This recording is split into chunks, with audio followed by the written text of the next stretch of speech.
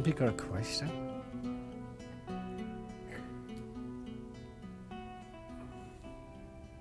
Boy, you're all getting smart.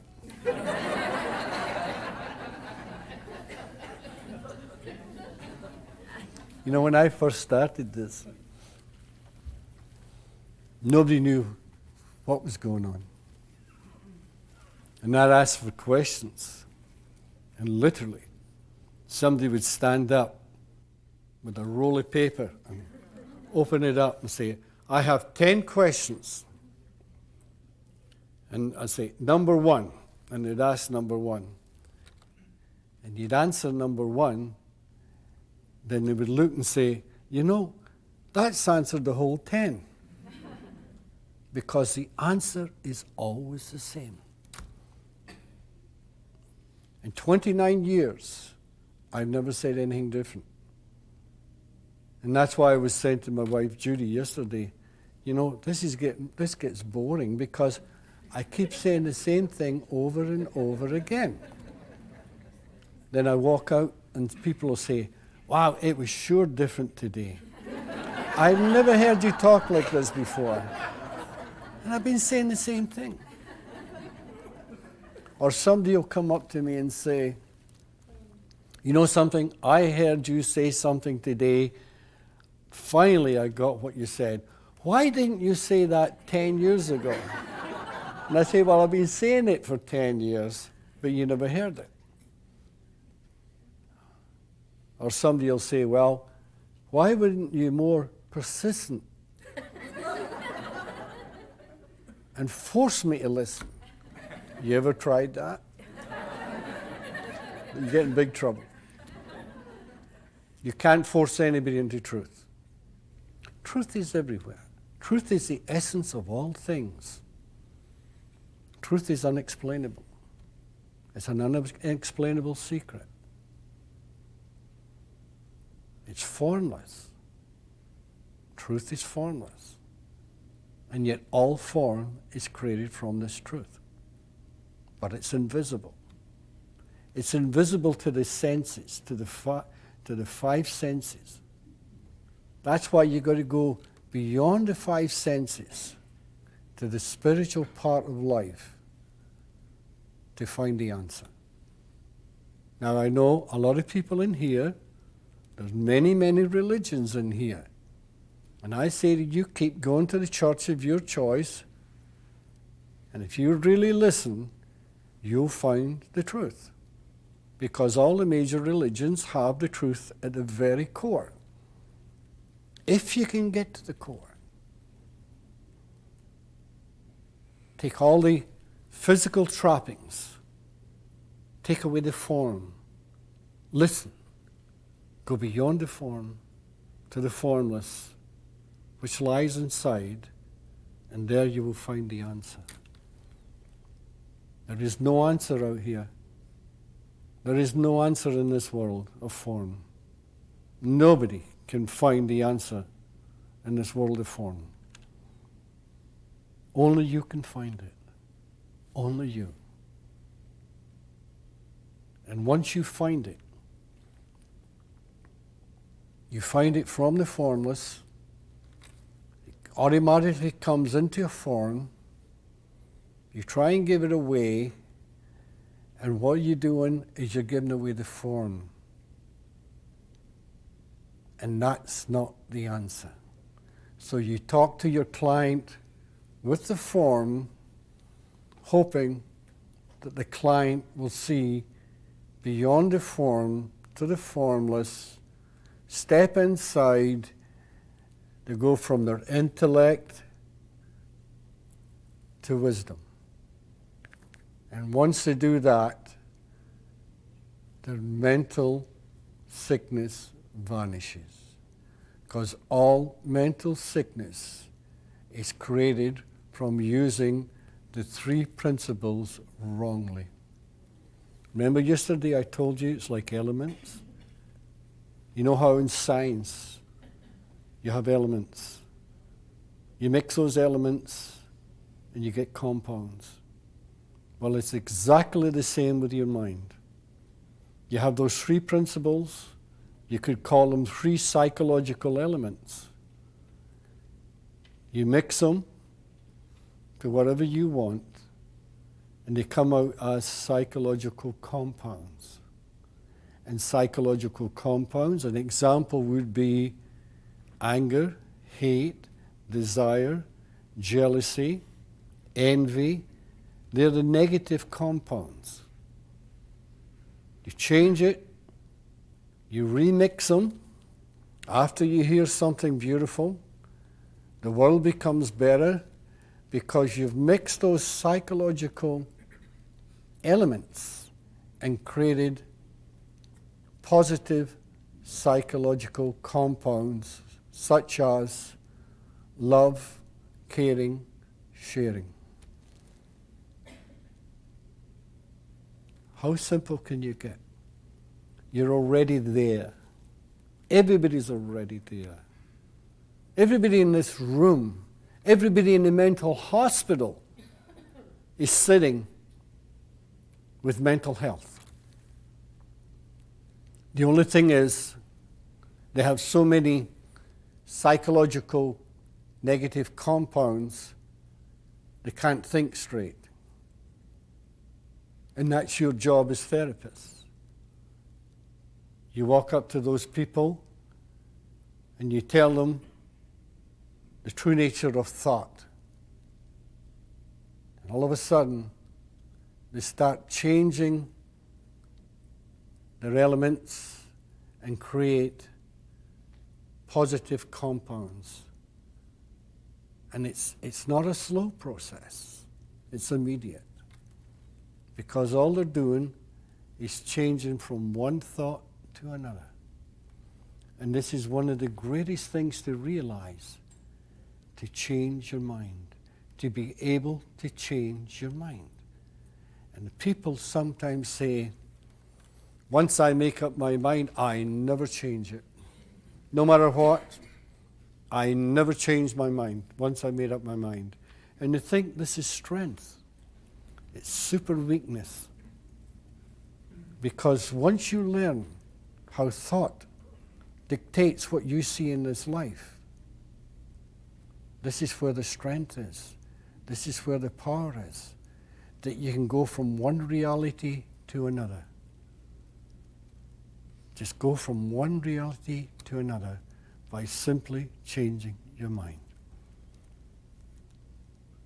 Know if you're angry at somebody, they've done something wrong to you, and you feel anger. You've mixed those elements and created anger. You've created hostility. You've created jealousy. Now you stop and you think about it. We're back to thought. You think about it. And you think, you know, maybe they really didn't mean it. Maybe they really didn't mean to hurt me. They've done it in innocence. The second you start thinking like that, you've changed those elements, you've remixed them, come out with positive compounds, you've set yourself free, then all of a sudden you feel good because you've freed yourself. And that's the same with your past. If you go back into the past and you say, oh boy, did I ever have a bad past? I'll tell you what happened to me. And you get into it. All the bad, negative experiences you had as a child, and they have created the form that you are now.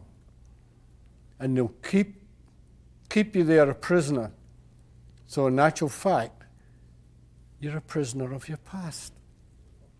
Now, why would you take somebody to those prisons of the past to try and free themselves? Can't be done. But if you realize all it was thought, they're no longer real. They're an illusion carried through time. And once you see that, you break the prison walls, you tear down the bars, and you look anew, and you see a new horizon, and the past is immaterial. It's an illusion in time. When you were young and it was happening, it was true. You were suffering. Whatever happened to you, immaterial what happened to you. You're suffering. And you carry this suffering through time, just like your patience. You carried it through time, and you're a prisoner. Once you realize the past no longer exists, you've found your freedom. And from then on, you'll have a happy life. And if anything goes wrong, you go down into a low mood, you have a great, great chance of realizing all you've done is change your mind. You've changed it back to the negative. And when you see that, you change it back to the positive. Negative, positive. It's all energy. There is nothing in this world that isn't energy. We're all created equal. That's what the great writings say. We're all created equal. Of course we are. Because we're all the same energy. We all have the same mind, conscience, and thought. We all have a free will. And here's where we're all created equal. Not the physical. Because I look different from you. We all look different on the physical plane. But on the spiritual plane, we're literally all equal. Because everything is energy. We are mortals because our body dies, but the soul goes on because the soul is infinite. A scientist said to me once, nobody can prove infinity. There's no such a thing. Of course you can't prove it. But it does. That is what life is. It's infinite. Because it's all the same energy. Whether in form or formless. It's the same energy. Now, if everything is the same energy, that means to say that time is an illusion. Infinite means timeless. I used to think when I was young, the infinite was connected to time. It isn't. All it is, infinity is the same energy, period. Think of it. And if that's so, there couldn't possibly be a beginning or an end, because it's infinite, because it's the same energy. And everything stems from this divine energy. This is the secret to life. You know the beauty too is you don't have to understand it. I remember sitting in a room with about 200 people. And one lady got up and she says, you know, Sid, I don't have a clue what you're talking about. And I said, well, that's good. And she says, what do you mean good? I don't understand it. And I said, well, what do you feel like? She says, I feel great. I said, you're getting it. And she says, no, I'm not. That's the trouble. I says, yes, you are, because you're feeling good. And I said to the audience of 200 people, is there anybody in this room really understands everything that's been said? One hand went up. And that one hand argues with me all day. Because they only thought. Now here we're back to thinking again. They only thought they did. Now there was a very wise gentleman in the audience yesterday, and he came out with, he thought he understood the three principles, but he's beginning to realize he really doesn't. That is wisdom. If you go around saying you do and you don't, well, it's a good idea to join Idiots Anonymous, because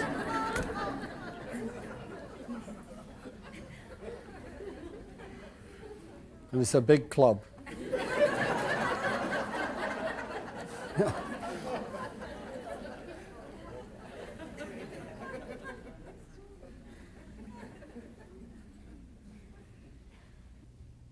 You know, we all try and understand each other. And some people say women are different from men. They are on the physical plane. But in the spiritual plane, and as far as the mind's concerned, and the way it functions, we're all exactly the same. It's impossible to be different. You know, somebody was telling me that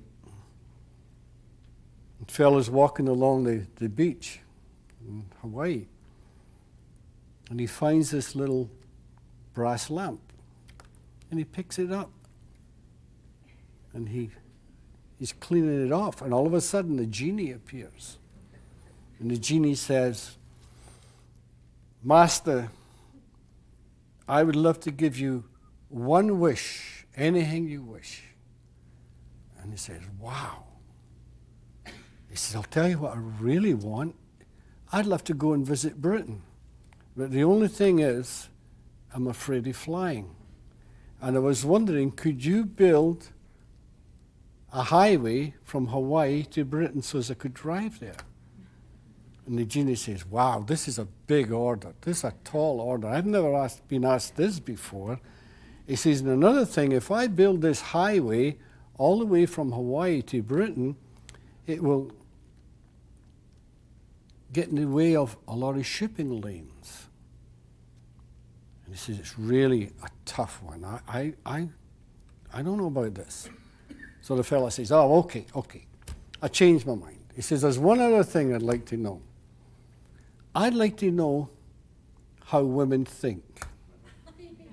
And the genie looks at him and says, "Do you want one lane or two?"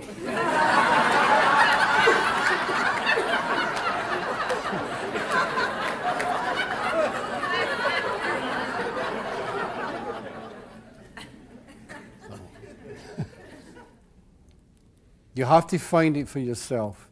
And that's what I'm telling you right now. I'm telling you that mind, conscious, and thought hold that secret. And remember yesterday I said, if you ever find the true nature of mind, you automatically would be enlightened. If you find the true nature of thought, you automatically would be enlightened. If you find the true nature of consciousness, you would automatically be enlightened, because the three are one. They're the trinity of all psychological experience here on earth. It's another dimension of thought altogether.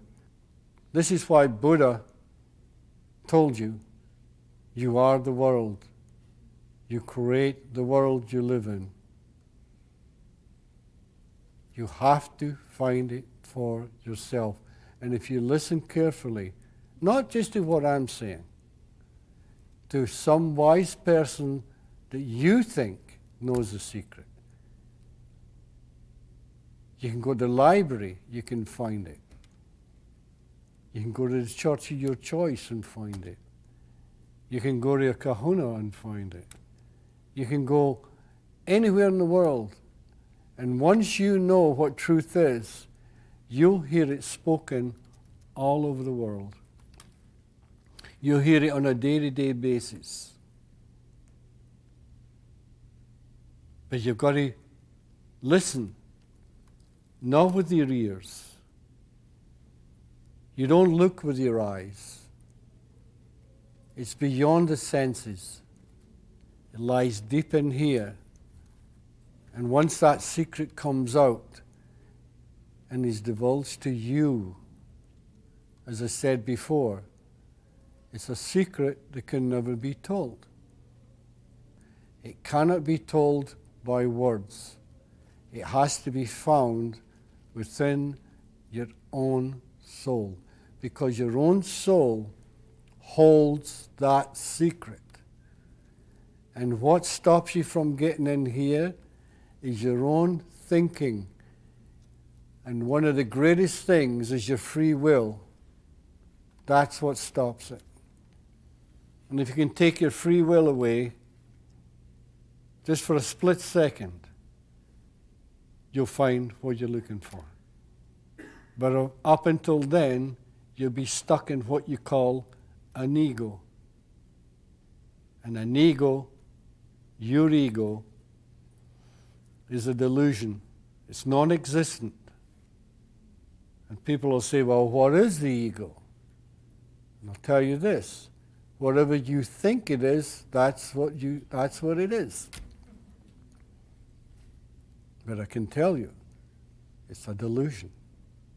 It's a delusionary world.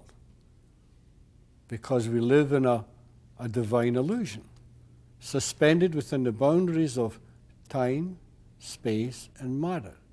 Now we're back to that energy again, because all energy, whether in form or formless, when it comes into this physical world, everything is created from that same spiritual energy.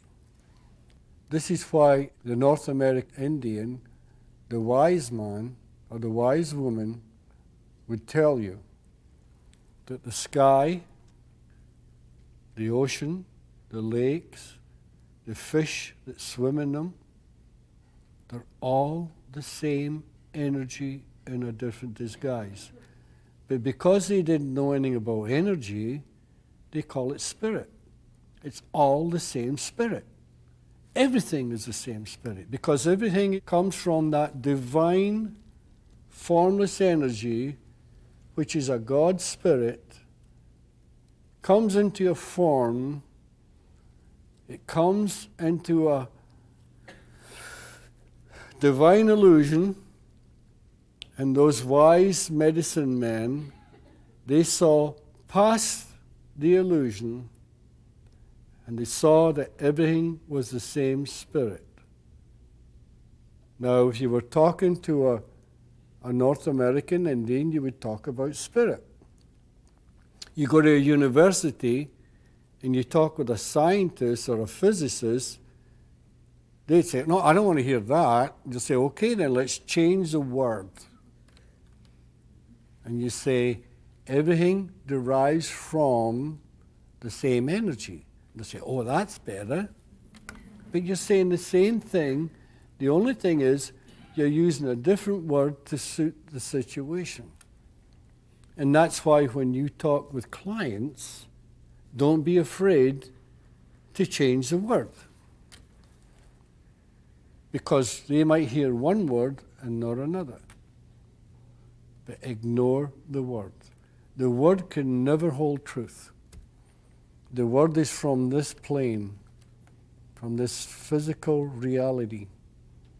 Go beyond the word, and there lies the answer. Always. It's been there from the beginning of time, and it will be there till you and I are gone. Because it's the same thing. Everything is the same. Everything is one. There can only be one. That's why there can only be one God.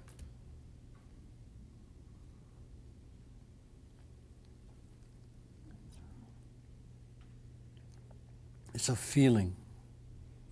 And if you ever go and listen to somebody that you think knows the answer, listen very, very carefully at what's coming out, the feeling. Because it's all in a feeling. If you get a negative feeling, you're not hearing. If you get a positive feeling, then it's getting through to you. Take that positive feeling, absorb it, appreciate it, and walk away with it, and you'll find your answer. Perhaps bit by bit. But whenever you have an insight, I guarantee it's instant. The change is instant. Because you've gone from this material world, from the ego, you bypass it, you look within, the ego vanishes, you go to the spiritual part, to a deeper dimension of thought, to what you would call purity of thought, and you find your answer. And once you do that, you'll realize instantly the simplicity of it. And you say, look for simplicity. Don't look for the complicated. You have to listen to a little voice that lies deep within yourself, ready to come out. And once you silence your mind, this little voice, this purity of thought, comes out and gives you the answer. Because as I said before, the answer lies within. It's already there. We are all the same spiritual energy in this world of form, seeking, trying to find out where we came from. What is this big world? Where did we come from? What is it? And that's why these wise people like Buddha, they told you to meditate. Now, when they tell you to meditate, a lot of people get a little bit lost, and they think you have to sit in a specific way and do specific things to find the state of meditation. The second you try, you've lost it. You've lost it. But if you're walking down the road or you're walking through the woods, you might be fishing, golfing. No matter what you're doing, you're always really walking in a state of meditation. The only thing is, your little ego mind will not allow you to see beyond. And if sometime you happen to go into that, what you call a state of meditation, that quietness, that stillness, the soul, which is pure consciousness, allows you to come out. And when it comes out as an insight, a sight from within. And that sight is what you call wisdom. And you go, oh, that's simple. I'm going to tell my friend. And your friend looks at you and say, hey, wait a minute, you're crazy. I don't know what you're talking about. But once you have that insight, and you pick up a book that maybe you've read 100 times, the book changes. It's a totally different book because you start walking in a different world. Every time you have an insight, this world changes. At least that's what you think. The world's still the same. It's your mind that has changed. It's your thought system that has changed. It's your consciousness has changed. And once this change takes place, the world you live in changes. It changes to a better life. And people will say, but what if it changes to the worse? That's impossible. Because divine mind, divine knowledge, wisdom, is always positive. It's impossible for it to be negative. And nobody in this world can penetrate into the unknown with negativity, because the unknown holds nothing but pure love. Because pure love is pure mind, purity of mind, Pure consciousness is purity of consciousness. Pure thought is purity of thought. And once you realize that, you'll go home to where you belong. You go home to that divine state that everybody in the world is already there, but they don't know it.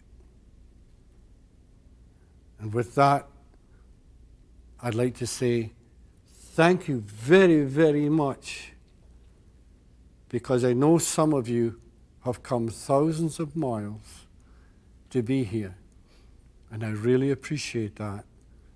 It's been a pleasure for 29 years to be able to give away, or try to give away, the gift that I was granted on Salt Spring Island. Thank you.